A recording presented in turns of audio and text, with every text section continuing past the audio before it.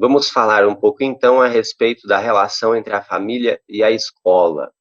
Toda vez que a gente fala de família, a gente toca num assunto potencialmente sensível, porque é algo muito presente na nossa vida, é o primeiro círculo de socialização, ou seja, o primeiro grupo de pessoas com os quais a gente convive, que todas as teorias da psicologia concordam em dizer que é fundamental para a constituição daquilo que somos. Não importa a teoria que você pegue, não importa a abordagem que você utilize, fala do papel primordial da família na constituição daquilo que a gente é.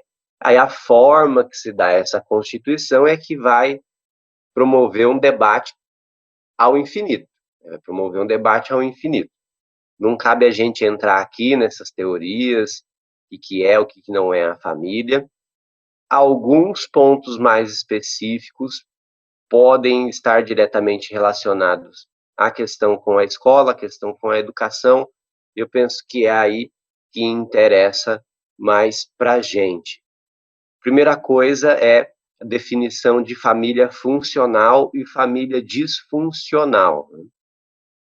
Essa definição é bastante problemática, coloca a família funcional como aquela que dá reais condições para um desenvolvimento integral, desenvolvimento pleno ou desenvolvimento harmonioso, também vai depender aí da preferência do freguês, que termos usar com relação a isso. De fato, a gente conhece através da teoria e percebe também na prática essa funcionalidade e disfuncionalidade das famílias. É um conceito que tem a sua serventia, só que ele tem que ser utilizado com cuidado, porque esse modelo de família funcional, ele não está preso dentro do molde da família essencialista.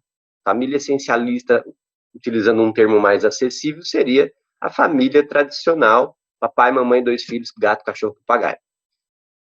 A família funcional não necessariamente vai estar dentro desse modelo mais clássico, mais tradicional de família. Da mesma forma, uma família disfuncional não necessariamente é uma família, por exemplo, em que houve um divórcio, de mãe que cria sozinha, de pai que cria sozinho, não necessariamente. Esse modelo de família pode ser perfeitamente funcional. Perfeitamente não existe, é claro que não existe perfeitamente funcional, nem perfeitamente disfuncional, né? A questão aí é a gente compreender que as condições para esse desenvolvimento pleno da criança e do adolescente podem ser encontrados em diversos modelos de família. A questão basicamente é, se é uma família em que não há relações de violência de nenhuma forma, seja violência física, seja a violência sexual, obviamente, seja até mesmo formas de violência simbólicas, em que a gente tem relações fortemente disfuncionais, não é? Em que a competição dos pais com os filhos, por exemplo, em que há muita humilhação nesse meio, isso constitui aí formas de violência simbólica. É um campo aberto, isso de trabalhar com a funcionalidade e disfuncionalidade das famílias. Bastante complexo mesmo. O que acontece é que, na prática, a gente vai precisar olhar de perto para cada família. Então, lembrando que a gente não pode se prender à visão essencialista de família, que é o modelo tradicional. Também, por outro lado, a gente não pode deixar de lado completamente uma perspectiva crítica e sair achando, não, tá tudo bem, não importa a família, tá tudo bem, tá tudo bom, tem que... Toda família é boa, toda família funciona, afinal família é família e ponto final, e não se toca nesse assunto. Não, se toca sim. E tem famílias que, infelizmente, são bem... acabam até mesmo impossibilitando esse desenvolvimento pleno. Pensando que esse desenvolvimento pleno também varia de teoria para teoria, mas tem algumas coisas que a gente pode dizer, né? O que é esse desenvolvimento pleno? Construção de um sujeito autônomo, né? Que tem aí sua própria visão de mundo, que tem uma visão construtiva de valores e não destrutiva, que pensa a respeito desses valores, não simplesmente obedece eles cegamente, sem pensar a respeito, né? Também que tenha autonomia emocional, né? Não seja nem naquela relação de dependência com a família, total dependência, inclusive dependência emocional, não é só dependência financeira, também não seja aquele sujeito que tem uma relação de frieza, de distanciamento com a família. Vão vendo como que é muito complexo isso, é muito complexo. Isso a gente precisa sempre olhar de perto, com bastante atenção e bastante cuidado. A gente ouve muito em escolas algumas opiniões muito taxativas a respeito das famílias, principalmente quando a gente está falando de alunos que apresentam um comportamento que não é o esperado pela escola, que apresentam algum problema de aprendizagem. Infelizmente, é comum que a escola rotule a família desse aluno de alguma forma. Não utilizando o termo disfuncional, esse é um termo mais familiar para a gente, mas utilizando o termo desestruturada, que daí é um termo mais complicado ainda, né? O que é a família que tem uma estrutura, né? Porque estrutura tem infinitas estruturas, então o que seria desestruturada, né? Correm, então, procurar em supostos fatores familiares explicações para as questões que o aluno, que a aluna apresenta em sala de aula. E muitas vezes essas explicações são cheias de chavões, cheias assim de frases feitas que não explicam nada. Tem até assim, é um trio bem estereotipado, né? A mãe prostituta, o pai traficante e o irmão tá preso. É um trio estereotipado de problemas familiares. Eu falo estereotipado porque assim é muito comum a gente ouvir isso, muito comum mesmo. Tão comum a ponto de a minha orientação é sempre desconfiar quando já vem esse trio ou algo parecido, assim, sabe? Porque via de regra, essa descrição ela está carregada de muito preconceito, principalmente no seguinte aspecto, com relação às famílias pobres.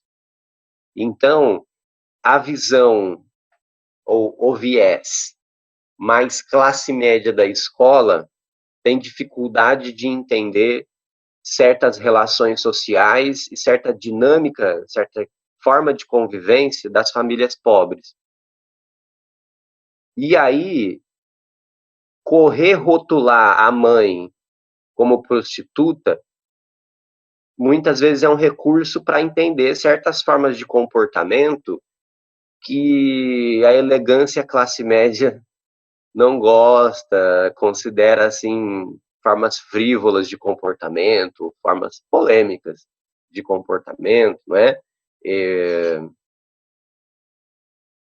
Então, por exemplo, um comentário assim, mas a mãe do fulano tá sempre nos bailão. E isso quer dizer o quê, né? Então, assim, aí já tem um juízo de valor que pode ser perigoso.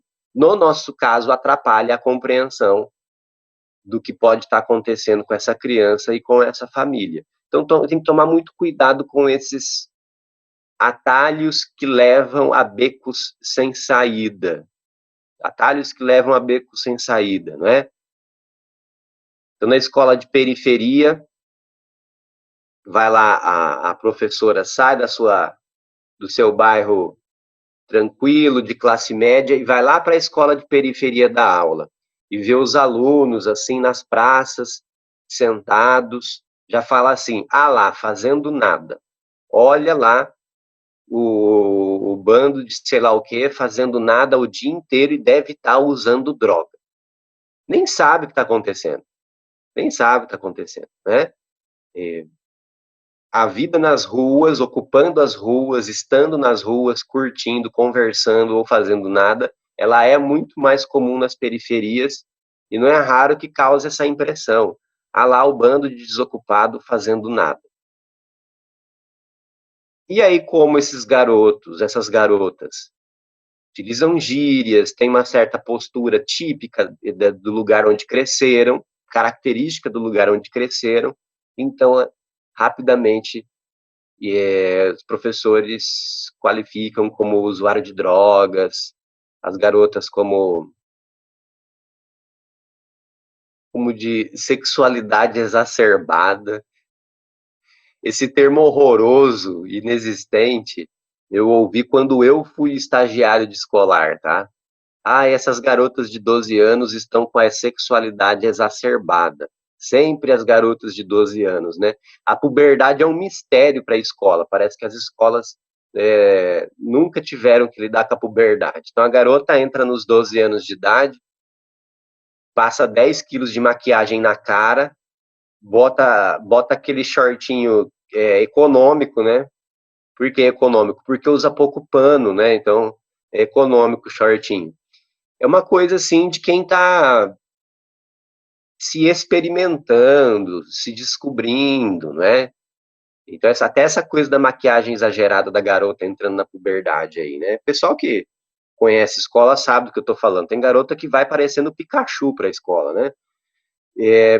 São experimentações. E aí é muito comum que alguém na escola se espante, fica com essa coisa, meu Deus, mas elas estão muito saidinhas. Não saidinhas. A garota está começando a descobrir os garotos e fica na risadinha, e fica no bilhetinho, e fica na mensaginha de texto, e fica no WhatsApp. Bilhetinho, né? Acho que não tem mais isso, não. E fica no WhatsApp com os meninos. E não necessariamente existe um perigo aí. É claro que a escola, eu penso, é a minha forma de trabalhar, precisa abordar as questões relativas à sexualidade de uma forma construtiva, de uma forma a instruir. O que infelizmente eu vejo é a escola se espanta, condena simplesmente esse comportamento e não toma uma atitude de instrução, só toma uma atitude de condenação. Aí não é bacana também. Pode tomar uma atitude de instrução. Então, se está desconfiado que a garota, que o garoto de 12 anos já está namorando, conversa, né? Conversa, explica algumas coisas, orienta, simples assim, né? Mas é que rola um medo, né? Um receio, não vamos tocar nesse assunto. E um medo, um receio, principalmente quando a gente está falando de escola de periferia, onde os padrões de comportamento são diferentes dos padrões de comportamento da classe média. Esse choque de classes, ele é sempre importante a gente levar em consideração, que a origem de parte significativa dos professores é a classe média, ainda. Está mudando isso, mas ainda é. E então, às vezes, rola esse choque daquilo que diz respeito a comportamento esperado. Então, a gente tem que fugir dessas armadilhas, tá? E é muito comum, então, virem a nós com essas informações que a gente tem que olhar com bastante cuidado, tá? Tem que olhar com bastante cuidado. Ah, eu desconfio que o Pedrinho já usa droga. Pedrinho tem 11 anos. Você fala assim, 11 anos? Usando droga? Impossível não é. Porém, aí o que a gente também tem que fazer, né? Estudar. Impossível não é. Porém, o que os estudos dizem? O uso de drogas, lícitas ou ilícitas, começa um pouco mais tarde. Então, você não vou dizer que é mentira que o Pedrinho de 11 anos está usando drogas, mas vamos ver outras possibilidades? Vamos ver outras possibilidades do que possa estar acontecendo? Né? Ou até que uma faixa etária um pouco mais avançada. Ah, o Marcinho Vida Louca tem 15 anos, cheira cocaína todo dia. Cheira cocaína todo dia. Rapaz, né? haja bolso, hein? É grana isso aí, hein? É grana. E aí, né? E também vai durar quanto, né? O cara cheirar cocaína todo dia, ele dura quanto tempo também? A cabeça do cara vai virar um ovo mexido. Então, essa atitude crítica, mas aí crítica tá no sentido bem construtivo mesmo, sabe? Chegam essas informações, a gente precisa levantar essas informações com a escola, a respeito das famílias também, ter esse pezinho atrás, sempre fazer esse contraponto, porque sempre vem com muito mito a respeito das famílias, com muitas, assim, explicações prontas que muitas vezes não acrescentam muita coisa. Não acrescentam muita coisa.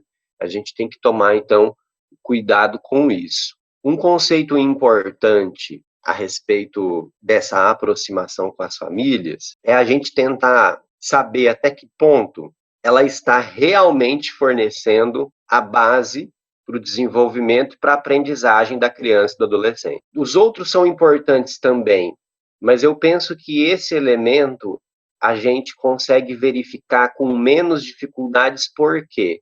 Porque ele vem menos misturado desses preconceitos. Então, assim, a gente consegue dar um pouquinho mais de objetividade a isso. Então, que condições essa família está dando para o desenvolvimento e para a aprendizagem? Aí a gente se afasta um pouquinho até do risco de cair em julgamento. Ah, então a família dessa criança aqui está passando por processo de separação e isso está afetando emocionalmente a criança. É de fato, de fato. Mas assim, a gente não pode correr dizer que isso está fazendo com que essa família já não tenha mais condições de oferecer esse fundamento para o desenvolvimento, para a aprendizagem. Apesar das coisas estarem ruins, divórcio sempre é um momento difícil, 90% dos casos é um momento difícil, mas ainda assim é possível que haja ali estrutura, que haja ali condições para a aprendizagem, para o desenvolvimento da criança e do adolescente. Então é isso que a gente tem que sempre procurar olhar de perto, mesmo em condições aparentemente difíceis, a gente ir além disso, né?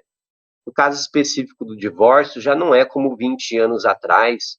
20 anos atrás falava, família divorciou, nossa, era um acontecimento na cidade uma família divorciar, né? Hoje em dia, isso é um pouco mais corriqueiro.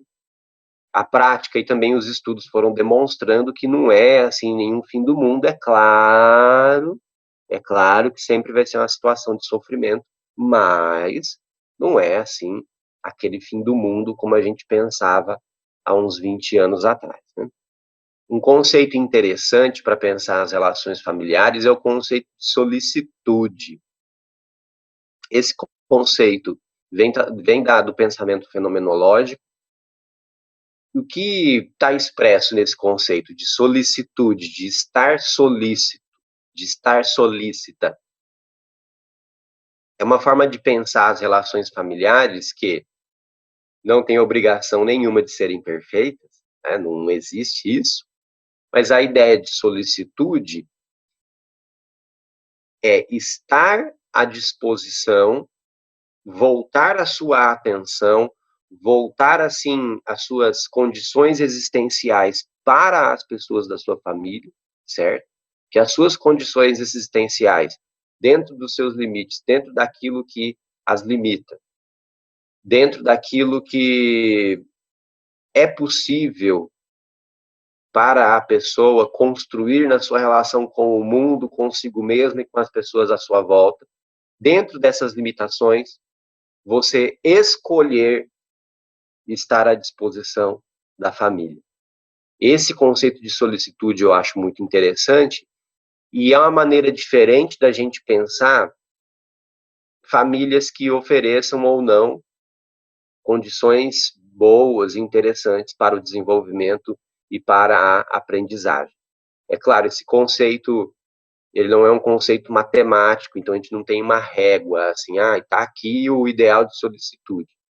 Mas nos extremos a gente consegue ver. Família, por mais que de fora aparenta, tá tudo bem, tá ali o casal casadinho, os filhos sendo filhos, né? mas perdeu-se a solicitude, as pessoas estão distantes, as pessoas estão indiferentes umas com as outras. Essa é uma questão razoavelmente frequente nas famílias. Chega um momento em que há uma indiferença de um membro com o outro, mesmo sem a gente falar da família estendida, a família dentro do mesmo teto. Há uma indiferença um com o outro, então, você tá bem, você tá mal, tanto fez, tanto faz para mim. E também, o outro extremo é a família grudenta, a família em que confundem-se os limites de um indivíduo e de outro. Tá? A gente vai usar o termo aí simbiótica, né? Família tão próxima, tão próxima, tão próxima, que aí esses limites individuais, eles se confundem. Então a ideia é nem um extremo, nem outro. Isso sem falar quando envolve a violência, por exemplo, né? A gente tem algumas posturas, algumas formas de relação dentro da família que é interessante a gente pensar a partir dessa perspectiva mais fenomenológica, não é? Primeira delas, a aceitação e a rejeição. A aceitação entendendo aí, não necessariamente aceitar tudo, que isso também não é interessante. A família, pai ou mãe, ou quem quer que seja que crie, pode ser avô, avó, tio, tia, né? Pessoa que cria, aceita tudo irrestritamente. Isso também não é legal, isso também não é bacana. É outro tema que é polêmico, que é gigantesco, mas sim a família tem que ensinar limites. Falo que é polêmico, que é gigantesco, porque há forma de se ensinar esses limites. E quais são esses limites? Vai ser sempre passível de discussão, e isso é bom. Porque ética é isso, ética está sempre em aberto, a gente sempre pode discutir, sempre pode pensar, né? Então é até bom que a gente esteja sempre em movimento com relação a esses conceitos, sempre repensando. Mas o ponto de partida é esse, sim, a família tem que ensinar limites. A família tem que ensinar formas de se relacionar com o mundo que são construtivas. Para serem construtivas, o indivíduo não pode acreditar que ele é um ditador que manda no mundo, que o mundo tem que obedecê-lo, que o mundo tem que satisfazer todas as vontades dele ou dela. Não, né? A família precisa mostrar isso para sua criança, para seu adolescente. Falando assim é fácil. Falando assim é fácil, mas a gente sabe que não é uma missão fácil. Que não é uma missão fácil, mas ela é necessária, né? Então essa aceitação não é nesse sentido, ai, aceita tudo, né? Então, botou fogo na casa, ai que bonito. Não, não é isso, né? A aceitação aqui é muito mais no nível emocional, de acolhimento até, nas dificuldades, nas dúvidas, principalmente a gente falando de adolescente, que é cheio de dúvidas, que eu sou, que eu não sou, para onde eu vou para cima, eu vou para baixo, me escondo no quarto, saio para a rua. A aceitação é acolher essas dúvidas, esses questionamentos todos, para auxiliar justamente a trabalhar essas questões, a passar pelos momentos turbulentos, pelos momentos de dúvidas, né? E a rejeição, né? Acontece que, infelizmente, é muito comum nas famílias essa rejeição. Na verdade, é mais comum a ambivalência, que é justamente os dois sentimentos estarem presentes simultaneamente. O ser humano é um treco muito doido, né? Permite isso. Aliás, eu penso que é o mais frequente, é essa ambivalência. Aceito, amo, mas ao mesmo tempo rejeito, odeio. E aí essa ambivalência muitas vezes pode ser bastante confusa, porque pode estar presente numa mesma atitude, essa ambivalência. Não é algo a ser levado em consideração. Dificílimo de se abordar.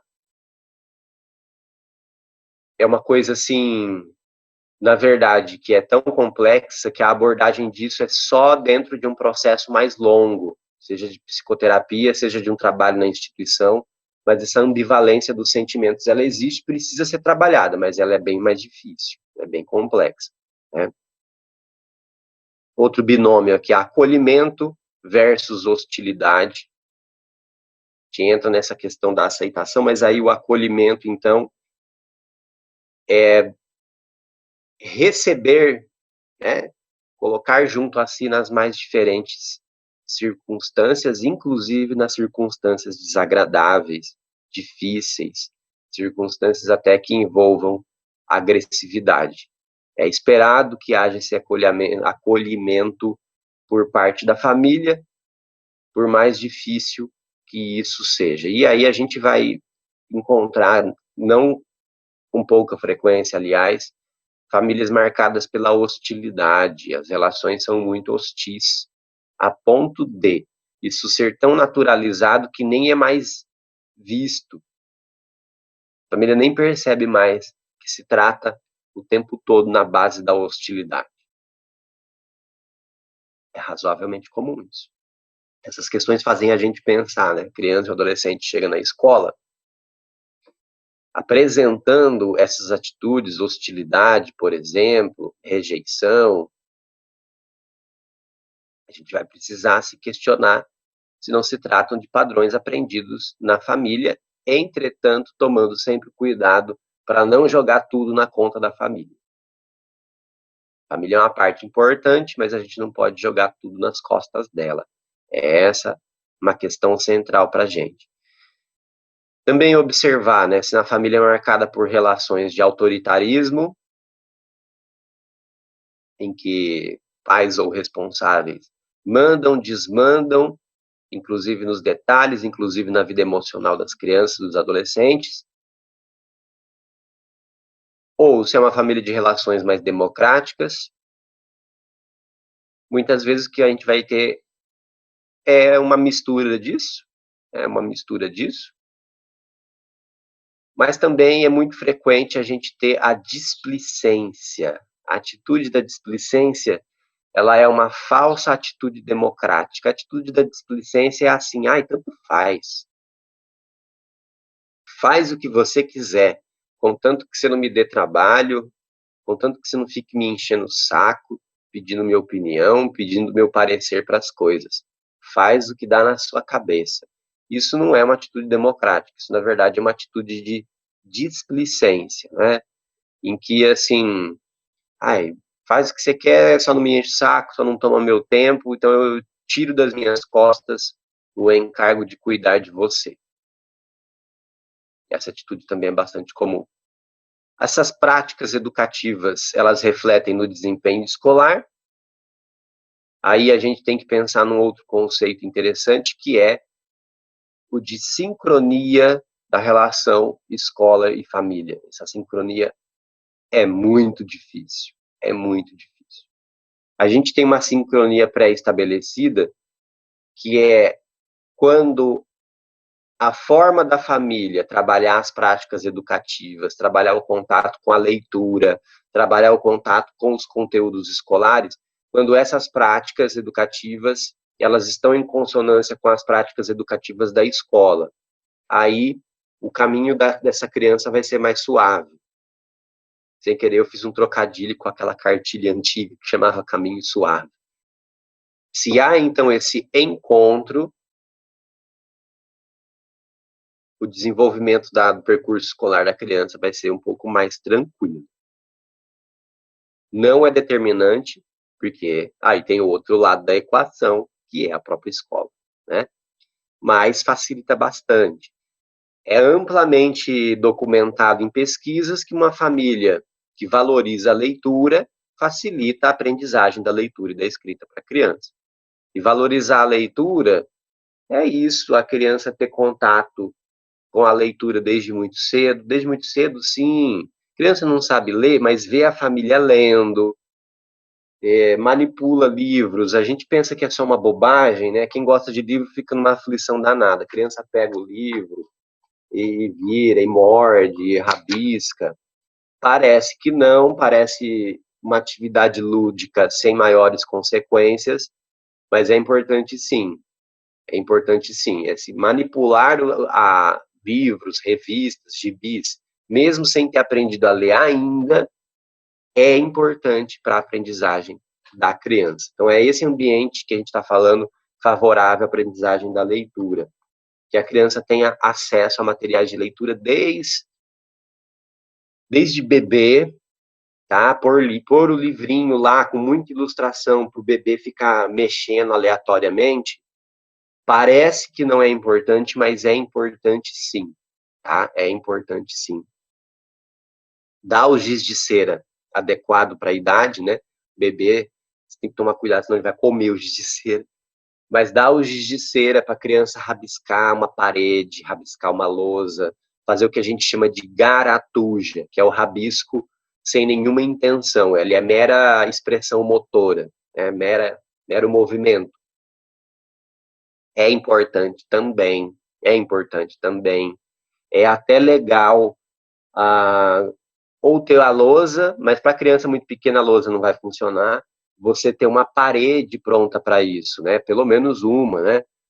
Uma parede pintada com aquele material, eu não sei o nome, mas é um material que ele é limpável, lavável, né? Não é látex comum, assim, de tinta de parede, né? Que daí você deixa a criança rabiscar sem ficar muito preocupado. Porque isso é bom para a criança. A criança vai lá, faz garatuja, né? Faz aquelas coisas assim. É uma área que, assim, acaba que na psicologia fica para estudar só em especialização, mas eu acho super importante para o desenvolvimento da escrita, né? As fases do desenvolvimento da escrita. Enfim. Então, tudo isso são condições importantes para a aprendizagem da leitura e da escrita. Se essas condições se apresentam na família, a aprendizagem da criança vai ser menos difícil. Essa é uma das questões dessa sincronia. Então, a família que tenha um pouco, um mínimo de hábitos de estudar e que não simplesmente fala assim, vai lá, estuda, que é importante. Mas ela mesma não cultiva esse hábito de ter acesso a de buscar a cultura de alguma forma, de buscar a leitura de alguma forma, de buscar se informar de alguma maneira. É preciso que esse hábito esteja na família para a criança aprendê-lo e não ser uma coisa da boca para fora. Vai lá estudar, vai lá, Washington, estuda. Mas eu fico o dia inteiro no celular e fico mandando meu filho estudar. Aí não funciona tão bem. E tem também essa sincronia da escola e da família estarem próximas, da família acompanhar o percurso escolar dos filhos, participar dos eventos, participar das reuniões, conversar com os professores, acompanhar mesmo de perto. Aí isso é tão raro que a família que faz isso a gente fica até admirado. Se a gente está falando das escolas particulares, por exemplo, de uns anos para cá, a família só aparece na escola na hora de reclamar. Ou às vezes até reclamar assim, falaram de tal assunto que eu não quero que meu filho ouça, não fale de tal assunto perto do meu filho, não aceito. Agora, acompanhar o desenvolvimento escolar, da aprendizagem mesmo da criança, do adolescente, não quer. Então, aí é uma situação tanto em escolas públicas quanto privadas. Difícil a família que acompanha de verdade, de verdade. Acompanhar de verdade não é olhar o boletim a cada bimestre. Não é isso também. É uma parte do nosso trabalho acompanharmos, nos aproximarmos das famílias, é uma parte do nosso trabalho. Acaba que a gente faz até mesmo visita domiciliar, agora com a presença de assistentes sociais, ainda não começou, né? Mas quando começar a ter assistente social nas escolas, aí provavelmente não, isso é atribuição da assistência social. Mas sem a presença da assistente social em escolas, psicólogo, psicóloga pode fazer isso também. Não é tão frequente, mas acontece, tá? Da gente fazer esse acompanhamento domiciliar, ir à casa, ir até a família, né? Já que a família não vem a nós, a gente vai até ela. Mas é uma das partes mais difíceis do nosso trabalho, tá? Conhecer a família, trazer a família a participar mais da escola, é uma das partes mais difíceis do nosso trabalho. É uma coisa tão óbvia pensar que as famílias precisam acompanhar de perto o que está acontecendo na escola, né? Mas não é tão óbvio assim para as famílias, infelizmente as famílias simplesmente deixam lá na escola, deixei aqui, pá, e vocês que se virem, vocês que se virem. Isso é muito complicado, não é para ser assim. Inclusive até famílias que chegam a afirmar a obrigação de vocês da escola, é obrigação de vocês da escola isso de ensinar. Não é obrigação da família, não, é obrigação dos dois, é da família também. Mas ensinar é diferente de fazer as atividades pelo filho e pela filha. Agora, em época remota, isso está vindo muito à tona. A família faz as coisas para o filho e para a filha. Isso está vindo muito à tona porque as famílias estão dando com a língua nos dentes, estão indo reclamar na escola. Vocês estão dando muita atividade, eu não estou dando conta. Pai e mãe, não é para você dar conta. É para o seu filho e para sua filha fazer a atividade, né? Auxiliar na atividade eu acho super bacana.